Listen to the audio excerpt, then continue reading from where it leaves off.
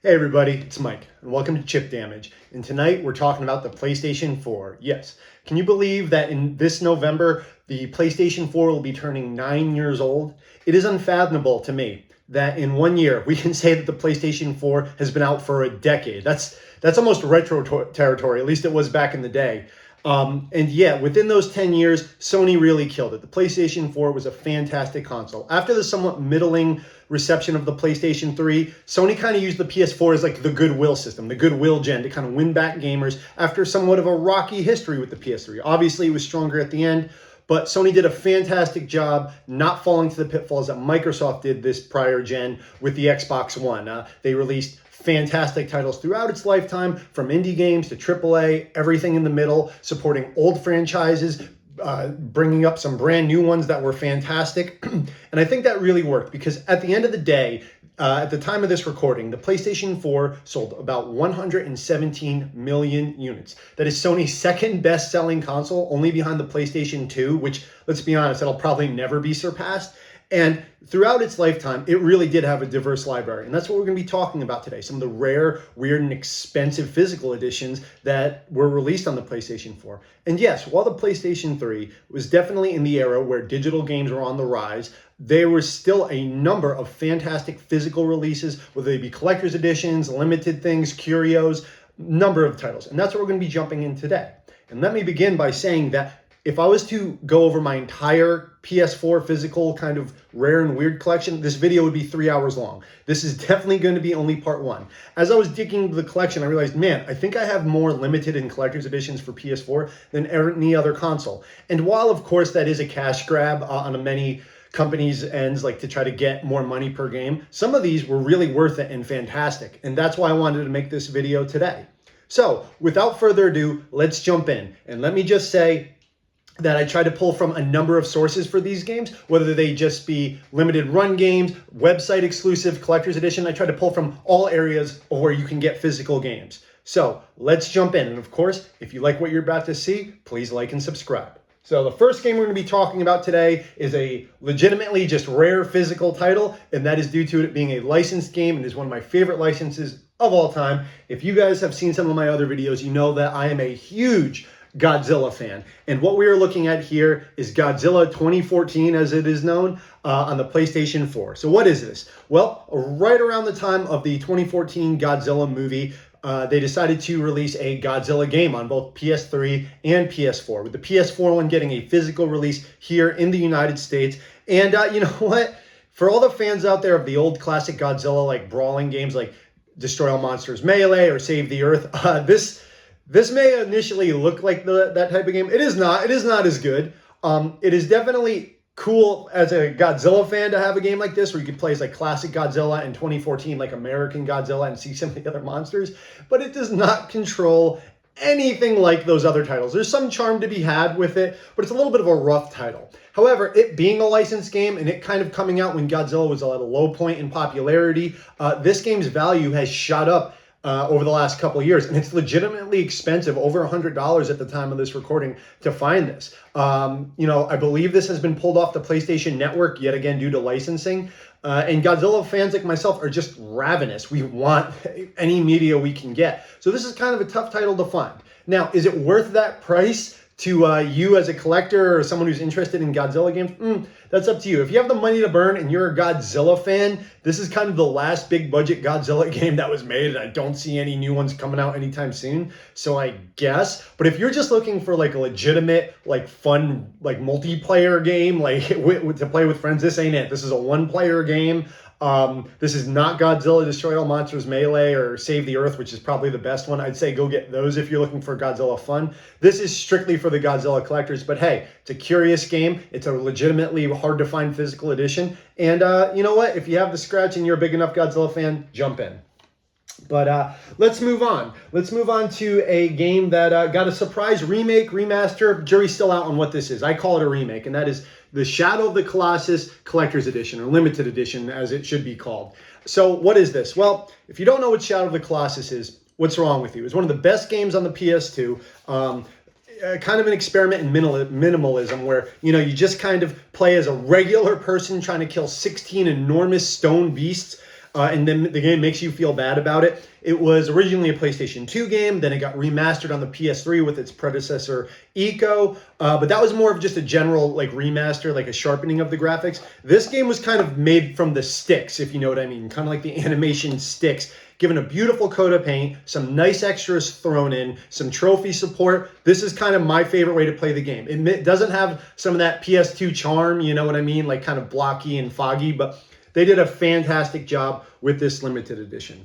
And this was only $40 US when it originally came out. So what is in the limited edition? Well, this limited edition is special because there's actually multiple variants of this. For each of the 16 Colossuses, you would get a different steelbook on the inside. And like I said, there's 16. I got the steelbook with the third Colossus on the cover, and it's denoted by the circled 3 on the back. So there's like 16 versions of this. This is probably my favorite, or in my top 3 favorite Colossi anyway, so I'm happy about that. It comes with a lovely steelbook, as I've shown. Comes with a series of stickers, each representing one of the Colossi head. I'm going to keep making that mistake. Came with some beautiful art cards as well. I love when they do stuff like this. For me, it was Colossus number 3. Came with some exclusive content that you get a little early. You can unlock these in the game, but like a special bow and cloak, which is really, really nice.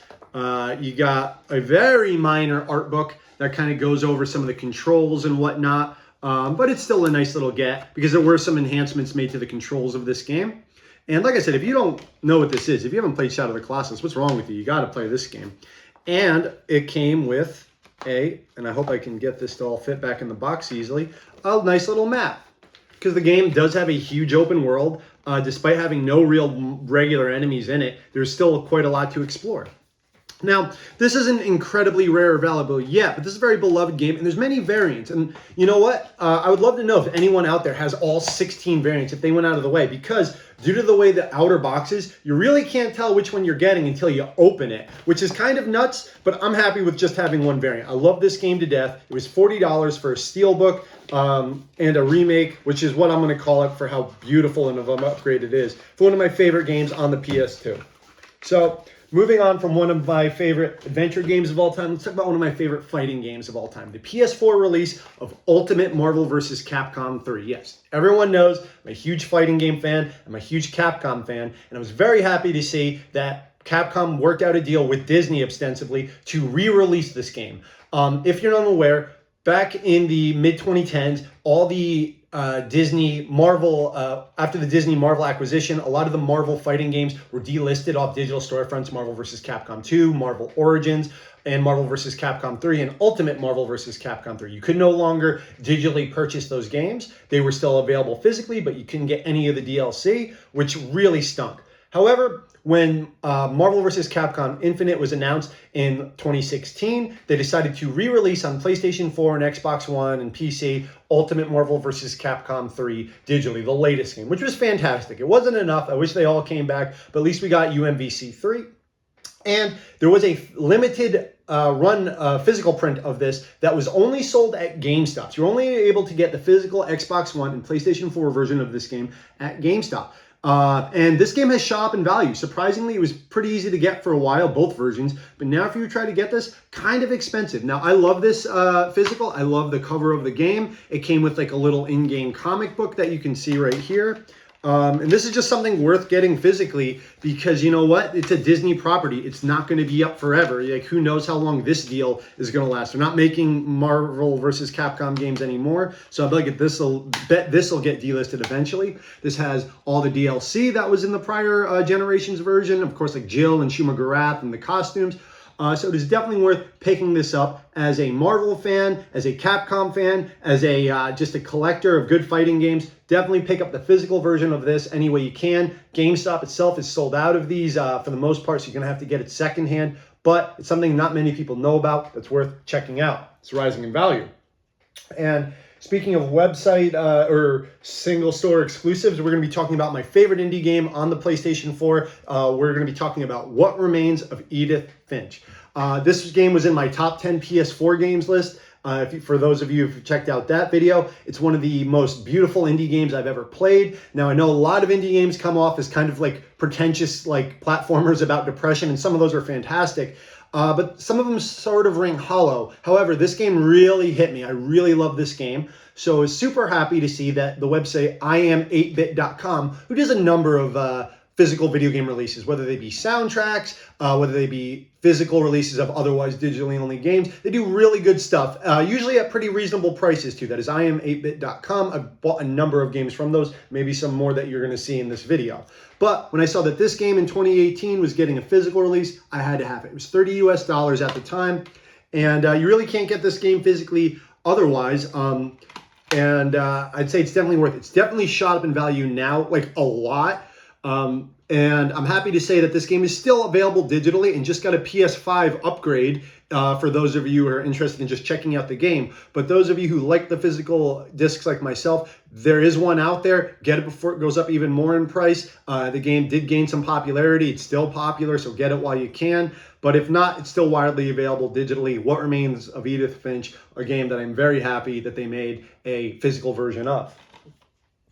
And speaking of games that I am incredibly happy they made physical versions of, is my favorite new franchise, as it were, that the PlayStation 4 generation gave us, and that is Gravity Rush Remastered. Yes, now, Gravity Rush 1 and 2 are two of my favorite games of last gen. Of course, Gravity Rush 1 starting on the PlayStation Vita. It was later gifted a remastered port on the PS4. That's wonderful. That's how I was introduced to the game.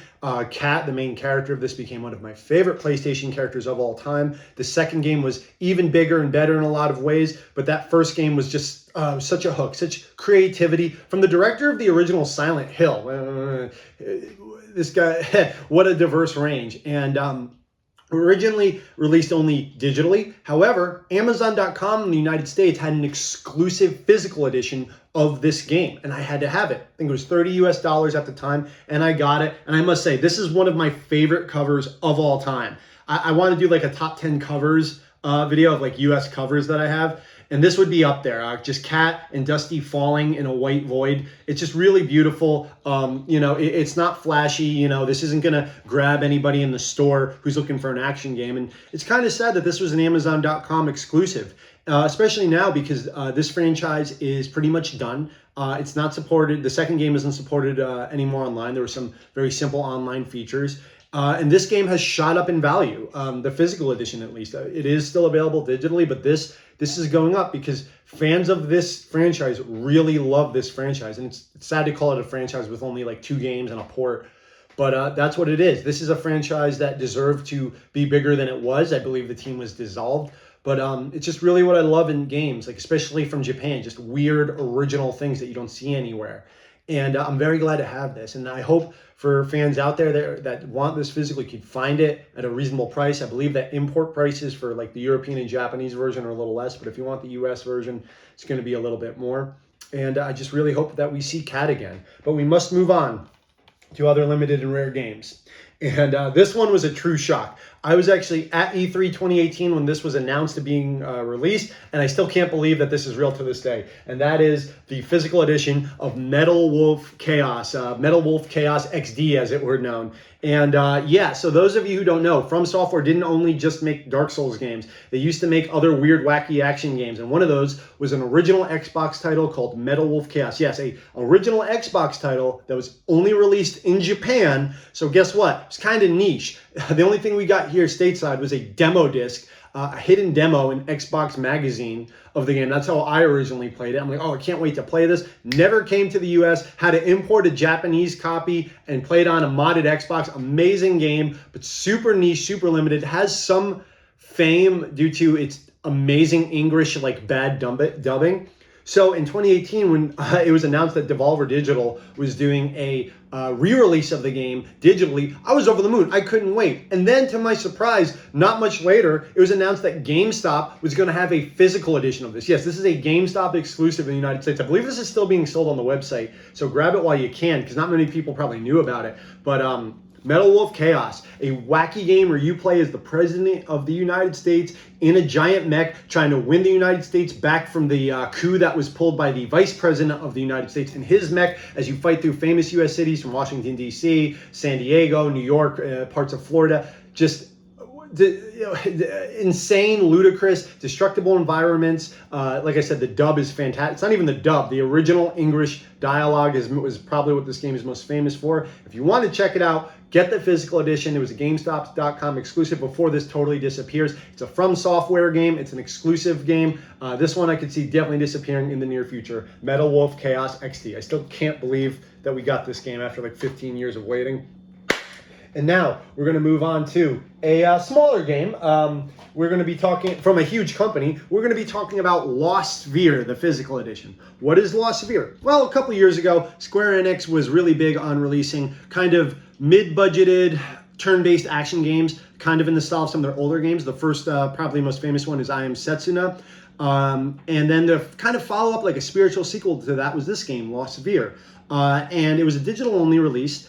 And the only way to get it physically was through the Square Enix website, which is a nightmare to deal with. I have many collector's editions from Square with their website. They have more security on there than, like, I don't know, like Fort Knox. Like, I never remember my password. If you forget it, it's a nightmare. However, I was lucky enough to pick up this game because I like old school turn-based RPGs. There's somewhat of a chibi style to this, kind of a somber tone. It's a good game. So I'm like, let me pick up the physical, and I was able to get Lost Sphere physical edition, which is, like I said, only on SquareEnix.com. The value of this has not risen too much, but RPG collectors are ravenous like myself, so I could see this definitely shooting up in value. Kind of went under the radar. It wasn't a huge release. I Am Setsuna kind of was like the spearhead on that one, but it's something worth checking out for Square fans and old school RPG fans. Lost Sphere, physical edition. Got to get that one online. And let's stick with Square, shall we? Let's stick with another classic style RPG, but a remake. We're going to be talking about the Secret of Mana remake physical edition. So what is this? Well, Secret of Mana was a very beloved pseudo turn-based RPG on the Super Nintendo, kind of somewhere between Chrono Trigger and A Link to the Past. Not quite turn-based, not quite real-time, but a really fun game where you play as this kid named Randy who pulls the sword out of stone essentially and goes on like kind of a wild adventure. Not as famous as Chrono Trigger or Final Fantasy VI, but really beloved. And what this was a kind of controversial, like, you know, low-budget remake. You know, the visuals aren't the most appealing, but it's very faithful in a lot of ways. Some people don't like what they did, but it was nice to just even get a Mana game of any budget at the time when this was released. And yet again, since I was a fan, I played it, I liked it. More than the 16-bit one? Probably not, but enough that I wanted this physical edition, which was yet again a GameStop exclusive all the time. Yeah, Square Enix decided to release a physical-only edition of this PS4 game through GameStop. So, yet again, this is not super rare or expensive at the moment because there's not a huge demand for it. But I could see this going up pretty easily because guess what? It is a Square game. It is a member of a beloved franchise, and it was pretty limited. So check it out. It's better than what most people say. Some people say this is an abomination unto the game. It's not. It's good. If you're a Secret of Mana fan, if you want a good time, kind of a lower budget RPG, check this out. Secret of Mana Physical Edition. And let's move on to a collector's edition, shall we? Let's talk about a collector's edition of one of my favorite franchises, one of my favorite games, and one of my favorite franchises this gen. We're going to be talking about Yakuza Zero, the business edition. Yes, the business launch edition, as it were. So if you guys have seen some of my prior videos talking about the Yakuza series, you know how important it is to me. You know how much I love this franchise. I got into it a couple years ago, played through all 10 numbered games, like the original PS2 versions all the way up to 6. And then the remakes and Yakuza Dead Souls. Love it. I'm glad the series finally got the recognition it deserved. I think we're a little oversaturated with it at the moment, but it's still fantastic. And what comes with this edition? Well, obviously this outer box that says the launch edition and the regular game, but the only real bonus you get is something that's pretty cool. You get this business card holder, and if you could see there, it has Kazuma Kiryu's back tattoo of the dragon on one side, right there, and on the other side, you have Goro Majima's back tattoo of the female Oni, the Hanya demon. And I also have trouble opening this, but let's see if I can do it. It comes with 3 business cards in both English and Japanese sides. There's Kazuma Kiryu's business card. Remember, this game took place in the 80s when it was all about like sleazy businessmen and getting money. But if the Tachibana real estate business card is for you, you have Kiryu's name on the front of there. Then you have the Cabaret Grand for Gori Majima. You have the English on the front, Japanese on the back.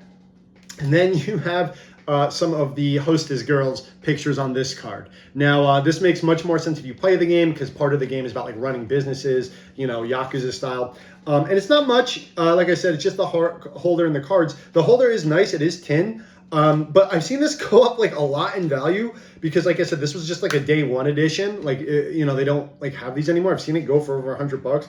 I don't know if it's worth all that, but as a Yakuza fan, I picked up the game when it launched back in 2017, and I was lucky enough to get this. So it's not really something that's easy to come by, and it's not something that's spoken about enough. But hey, if you want to put your business cards, if you have real business cards, into a Yakuza card holder, that'd be pretty cool. And this is a way you could do it. It's worth a pretty penny, but might be worth it to you. So moving on to our next game, let's see. Ooh, one of my favorites. Now, Edith Finch may be my favorite indie, but the last couple of years, but this is like right behind it. It's very different. I'm talking about Sayonara Wild Hearts. I love this game. I play this game all the time because it's perfect for bite-sized things. What is this? Sayonara Wild Hearts is essentially a high-speed rhythm game where it's basically a playable album. All the levels of the game are set to a song, and you play as this woman who goes on these insane action adventures fighting monsters and other superhumans on pretty much a rail path. Whether you're flying or on a motorcycle, it's very high speed. Think of the high speed sections like in Boost Sonic the Hedgehog games. Set to incredible music where you're just trying to get a good score by collecting like little collectibles, as it were, like little rectangles like for points, pulling off tricks as you're doing it and not getting hit in the process. A lot of quick time events. Very simple game, but the soundtrack, the color palette almost makes me think of like old Dreamcast games. It's weird. It has a Japanese sensibility. It's like playing a dream. That's really what it is. One of the best soundtracks I've heard in years in games. And not a lot of money. It was like $15, $20, I believe, when it came out. And yet again, strangely, GameStop had a physical release for this game. Yes, in the US, the only way to get the physical version of this game for Switch and PlayStation 4 was at retailers. I believe also Best Buy, but I know for a fact GameStop. And yeah, I was lucky enough to get this. This was produced by I Am 8-Bit, the website previously mentioned, but like I said, it was sold at regular retailers. It was totally worth it. It was $20 for what is definitely going to be a rare release one day. Of course, a niche market, a beautiful game that deserves a physical edition, deserves you to play it. Like I said, this game, you could probably beat it in like 45 minutes to an hour, but just replaying it and hearing that soundtrack, it's worth twice that. And it's definitely worth the physical disc that this was printed on. Check it out. That's Sayonara Wild Hearts. All right. And speaking of 8-Bit, I'm going to do a twofer here. And another great indie game over the last couple years was Hyperlight Drifter. Yes. So what is Hyperlight Drifter? Hyperlight Drifter was an indie in the vein of a top-down Zelda game created by a company named Heart Machine back in 2016. And it is essentially like I said, very fast-paced, like Link to the Past style game where it's real-time combat from a top-down perspective, presented in a very esoteric, kind of obtuse way. Like the story, you don't know exactly what's going on. You know you're a drifter fighting your way through this very strange world where you have a disease. I've done some research into it to realize that the developer of this game suffers from a heart condition, and he kind of wanted to convey the horrors and difficulties of that in gameplay or through the story of the game, where the drifter kind of is sick unknowingly, and that kind of becomes a demon in its own right. And it's a great game, really fast, responsive controls, great vibe, great aesthetic, great music. So I'm very happy when I Am 8-Bit yet again decided to do a couple releases for this game. The earlier release of this game I got back in 2016, late 2016 I should say, and that is this edition here, which I still have sealed, which I'm not going to open this one up, guys, but you can check it out. Essentially, this only came with a digital code for the game, but it came with a map of the world, and the shape of the game, case could give this away. It also came with a Super Nintendo style blue cartridge because this was kind of an homage to that era of gaming. So yeah, it had like a 16-bit Super Nintendo cartridge, non-functional of course, in this, but it was a nice little curio to have. However, it didn't have a physical disc. That's why I was very excited when later, about a year later in 2017, they released an affordable physical version of this game that also came with the map. Yet again, fantastic game and worthy of a physical edition. Didn't have a wide release, so I'm lucky that I essentially got two versions of this game. I liked it that much, and this was sold by iam8bit.com. This is sold out as well as the other edition on their official website, but you can still get it secondhand at a reasonable price. It's still widely available digital, but it's a game that definitely is deserving of your time. If you're a fan of, like I said, Legend of Zelda, if you're also a fan of like 80s anime, it has that vibe. There's a lot of inspiration from Nausicaa Valley of the Wind and Princess Mononoke in there. Definitely worth check this out. Hyperlight Drifter.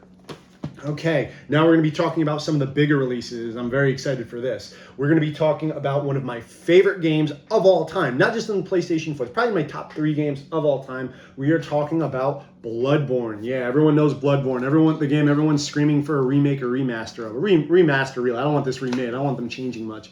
I just want to be able to play on my PS5 and look beautiful. So what is in the PlayStation 4 Bloodborne Collector's Edition? Not much, but this is pretty sought after due to the popularity of the game and the ravenous nature of the fans. You have this inner case, and it comes with this beautiful steelbook with the regular cover on one side and the Hunter on the other. And on the inside, there was a voucher for a digital soundtrack, which I redeemed immediately. And not too much else, but there was also a code on the back of it for a...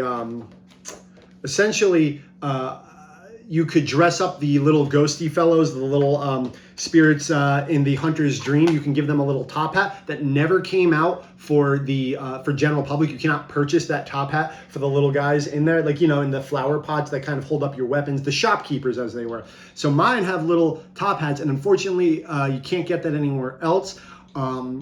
But it's only an aesthetic choice, but people are so ravenous for this game, they wanted that little aesthetic bonus, and this goes for a lot of money. And also the steelbook is wonderful. In addition to that, you got this very thin, but nice enough art book that came with this collector's edition, and it's cool. It's got some good concept art. Every piece of art in Bloodborne is amazing, so any physical version of that is I'm happy to have. And yeah, I'm glad I got this. Never thought this one would be so sought after because it really doesn't come with much, but it's Bloodborne, one of the greatest games, in my opinion, of all time, but definitely of the last generation. So hunt that down if you can, but if you want, some of the sealed copies of this go for insane amounts just for that top hat. There's probably a way to get it otherwise that I'm not aware of, but anyway, you could play Bloodborne, get it. Doesn't matter if the collector's edition. If you haven't played this game, it lives up to the hype. Get this game. So... now we're going to be talking about another gothic action game that is one of my favorites of the last generation. We are talking about Devil May Cry 5, particularly the PS4 Deluxe Edition.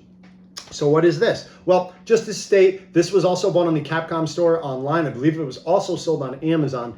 And it did something that I really hate. The collector's edition, well, I hate it and there's a benefit to it. The collector's edition was separate from the disc. So you would get this disc in the package, and then separately from that, they gave you this box right here. So it actually came like this. So you get the deluxe edition kind of labeling there to denote what it is. And what's in this box? This is the kind of the meat of it. Well, it's not a leather box. It just like kind of looks like a leather box. It has like that design. It's got some cool, like, it's supposed to look like a leather trunk, I suppose. And this was neat. I'm a huge Devil May Cry fan. The game was fantastic. It was a great way for it to come back, and I needed to have this. This was about $150 US at the time of its launch. And came with this like nice silky, like velvety poster, very small poster of the main cast of Lady, Nero, V, Dante, Trish, and the new girl in the back. And yeah, that one was pretty cool. That's a cool little bonus, but the real nice thing is something that I usually have on display. Now, I would have rather had a statue of a character or what have you, but they gave us the Devil May Cry 5 like van, the one that Nero travels around in hunting devils. And this is fantastic. It's very detailed for such a smaller like kind of bonus edition. It even has the license plates, like the license plates number, everything. Like I said, doesn't light up, the wheels don't even spin, but it's a nice little statue to just kind of have. That's sort of a nice detail. Not what I would have really put in a collector's edition, but a cool little bonus.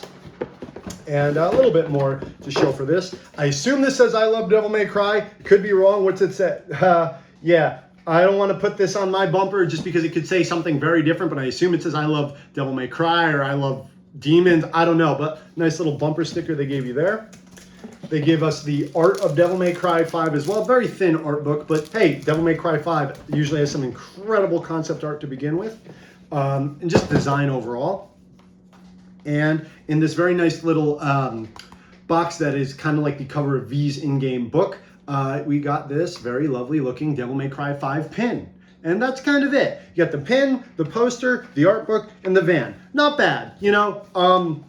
This was a huge comeback for Devil May Cry 5. I've recently read that it is the highest selling game in the franchise at 6 million copies, and that's great to hear. Devil May Cry 5 was fantastic. Now, I'm no DMC hater. After I played the game, DMC the reboot, I'm like, all right, it plays pretty good. Do I like the world and design and characters as much as the original? Absolutely not. So I'm super glad they went back to the old canon and decided to go with Devil May Cry 5. It was fantastic. It was everything I kind of wanted the franchise to be. There were some bumps in the road. The PS4 version, the loading times are far too long and frequent, and playing as V on higher difficulties is kind of a nightmare, but I still ended up loving the game overall. It's one of the best action games released in years.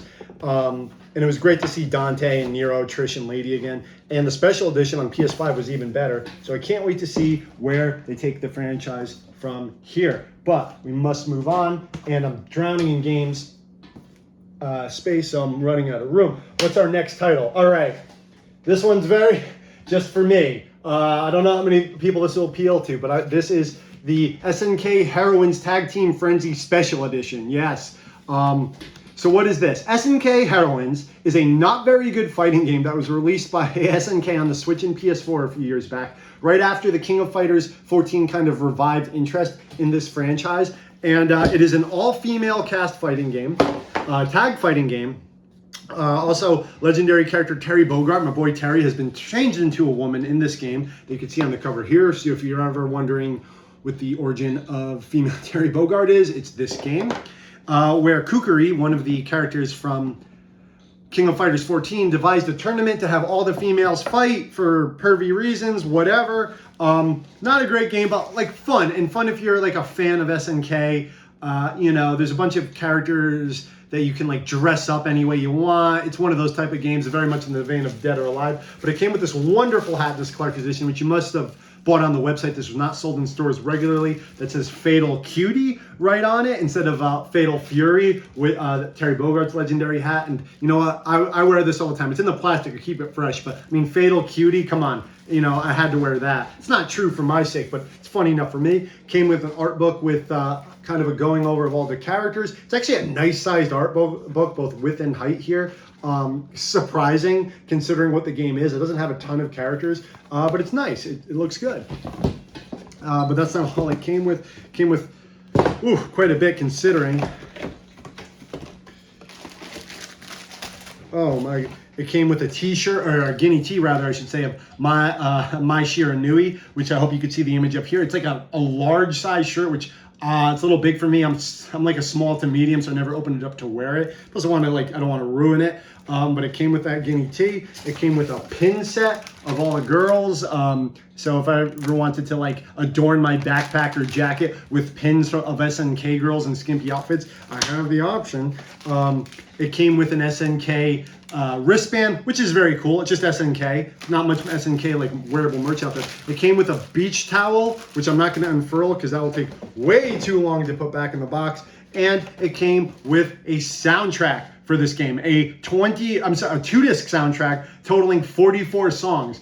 Kind of insane how large that is, but pretty cool when you at the end of the day. So yeah, this collector's edition, which was I believe $150 at launch, was kind of fully featured in a way that I wish most collector's editions were for better games. So the game's not wonderful, guys. There's no two ways I can say it, but it came with the soundtrack, a 2-disc soundtrack, let me emphasize, the pins, the wristband, a shirt, a towel, like you're gonna be working out after playing this game. Like gotta look good for the ladies, I guess. I don't know. Like I said, fully featured, kind of to a shocking amount. Hopefully I can get this all back in the box. This is always the problem with these collector's editions. Sometimes it's so like perfectly packed, I can't always get it back in the box. So what we're gonna do is just get it back the best I can. Let's see what we can do here. But yeah, I'm glad to see that SNK has enough money, enough influence to like be making these type of games. They've also come back with like 2019's Samurai Showdown, which was excellent. King of Fighters 15 is fantastic. This was kind of like the second game in the comeback. Like after King of Fighters 14, like let's do a skimpy female fighting game, and it was great. And I mean, it wasn't great, but I mean, it was cool that they had enough spare change to do it and do this collector's edition. SNK Heroines, the collector's edition, only available online. Okay, we only got a few titles left. So let's talk about one of my favorite games on the PS4 that is controversial. We're going to be talking about Death Stranding. Now, ladies and gentlemen, I love Death Stranding. This is not a game for everybody. After making Metal Gear Solid games for 30 years, Hideo Kojima finally was off the leash, had his own development company, and for Sony developed a very weird game. Death Stranding is ostensibly a game about delivering packages at the end of the world between shelters. Kind of relevant right after the time this game came out. And even though it is not action heavy, it is nothing like Metal Gear in many, many ways. There's something different about this game. I can do a whole video about it, but if you're curious about this game, just check it out. It's weird and wacky and unlike anything else. And that's what I love about games, especially new IPs, like just originality. Is it, like I said, the most heart-racing thing ever? No. Are there some fantastic moments and experiences you can't get in any other game? Absolutely. So please check out Death Stranding. But what is in the collector's edition? Well, obviously the steelbook, this very nice steelbook of Sam Porter Bridges, aka Norman Reedus on the front, came with an original soundtrack downloadable with the game. However, that is not the meat and the potatoes of this collector's edition. We have a very large, very, very large box for the limited edition. I'm actually having trouble lifting this on the table due to height. Let's not hit that figure. And yes, look at this bad boy. This thing is massive, this collector's edition.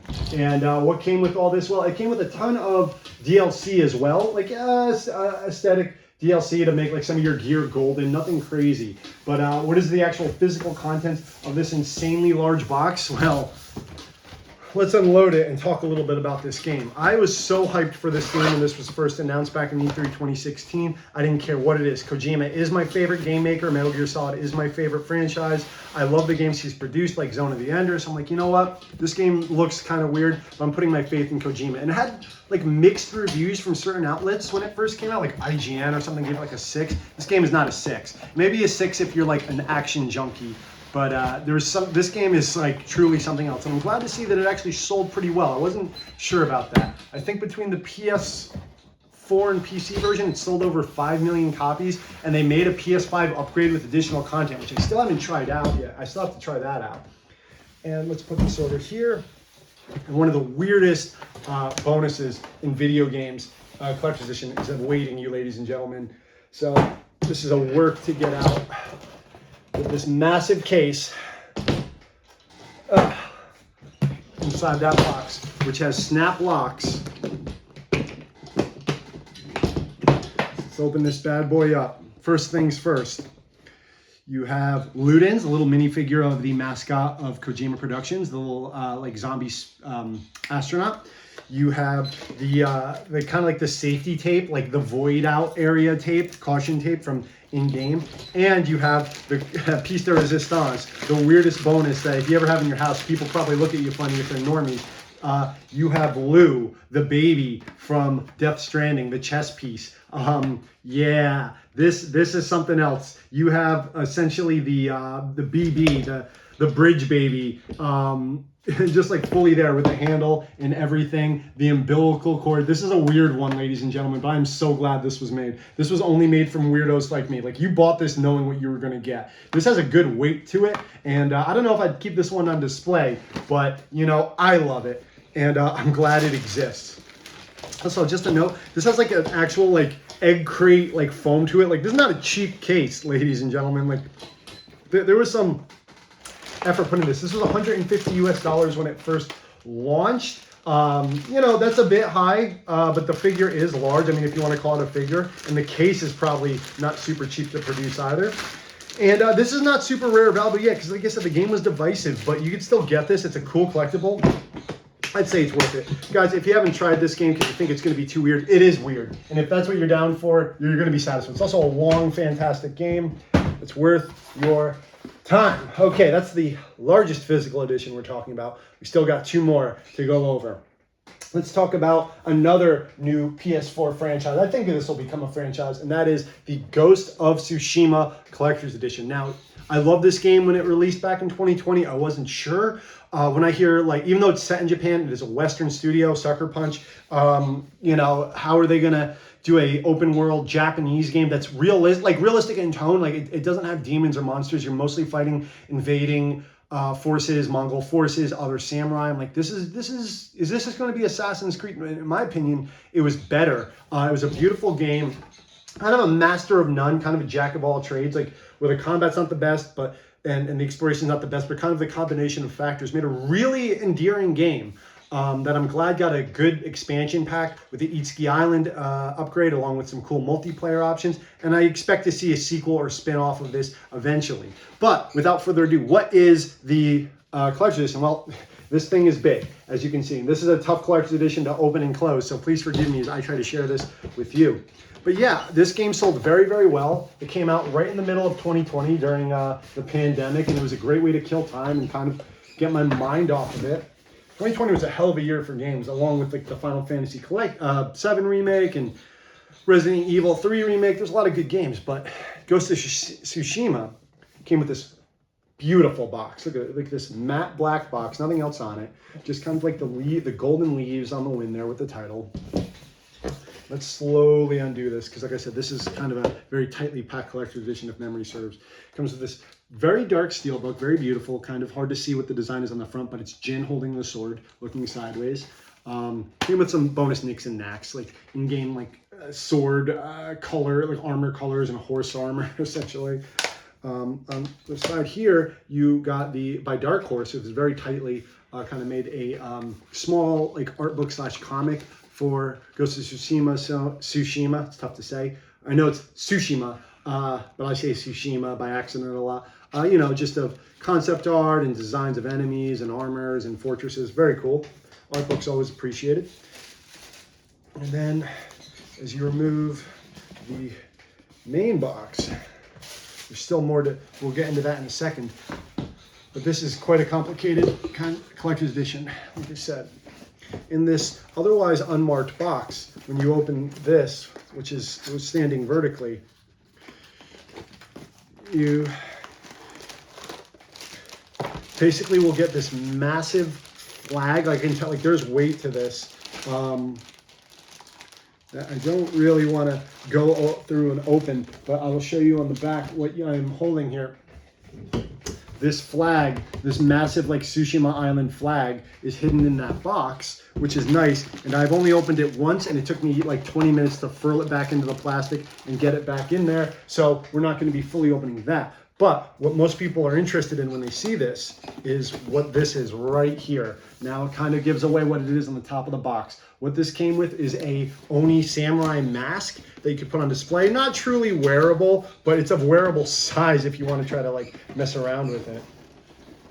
Let's see if we can get this out.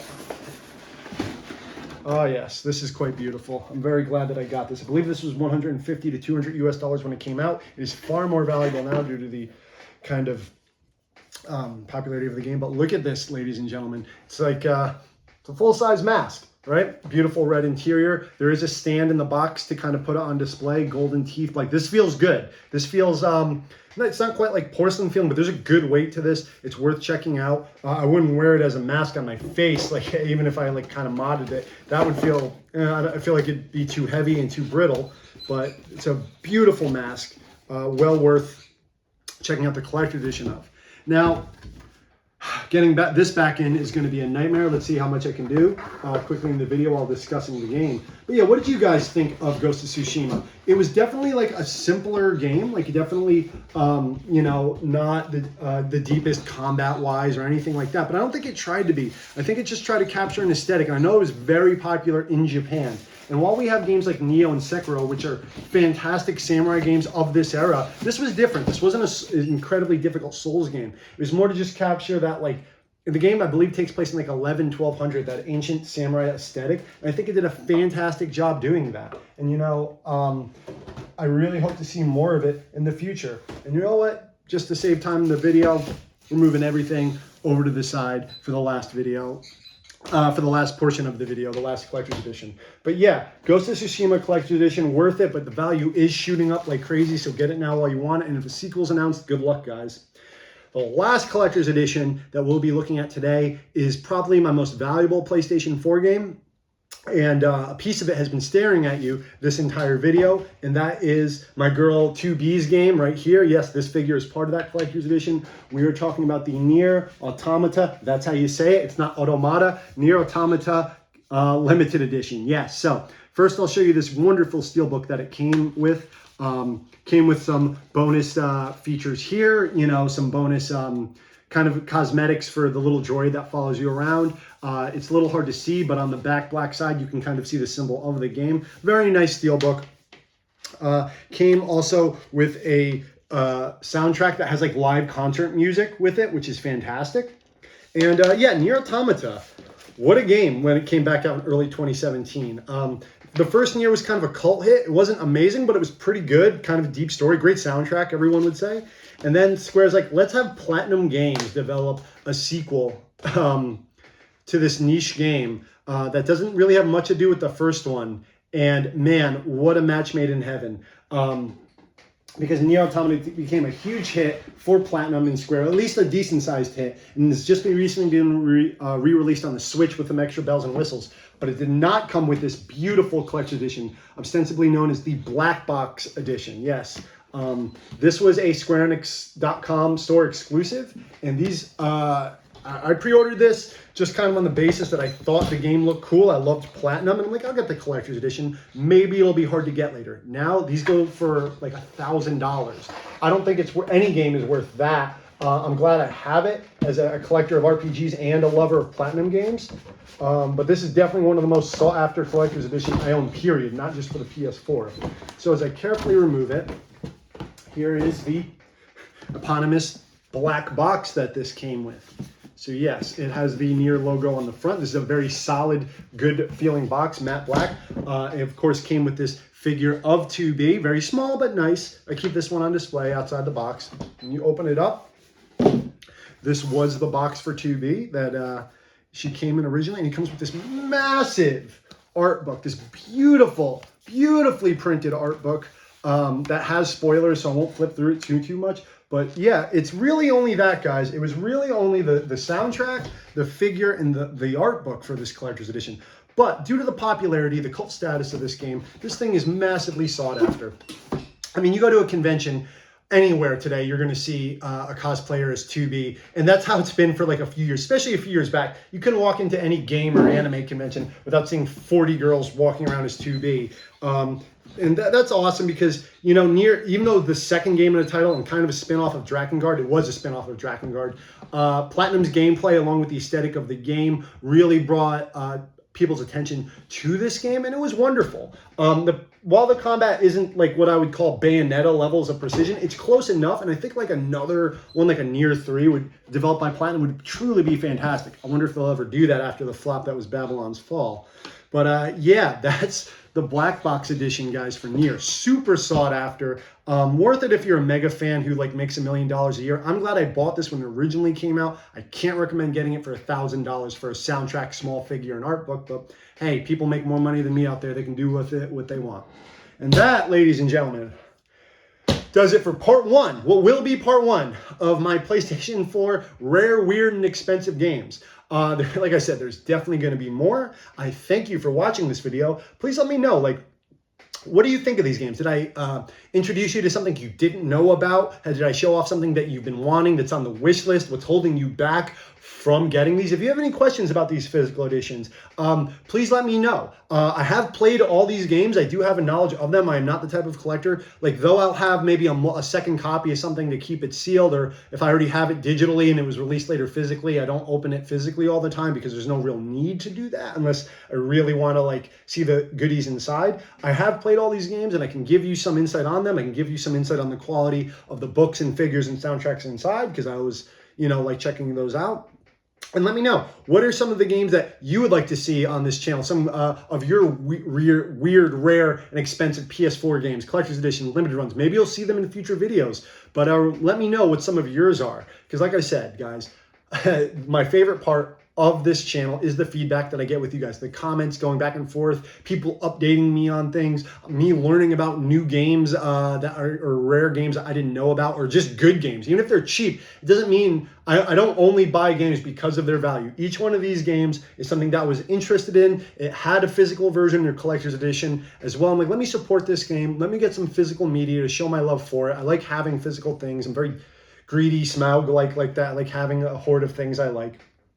And I'm glad that this still happens. Yes, some of these may be underpriced even at launch, but some of them I'm really glad I got because I wouldn't be able to get them now. So yeah, please let me know, guys, what you think and what you want to see next. As always, thank you so much for watching. If you like what you've seen, please subscribe and look forward to the next videos. My name is Mike. This has been Chip Damage, and please take care of yourself.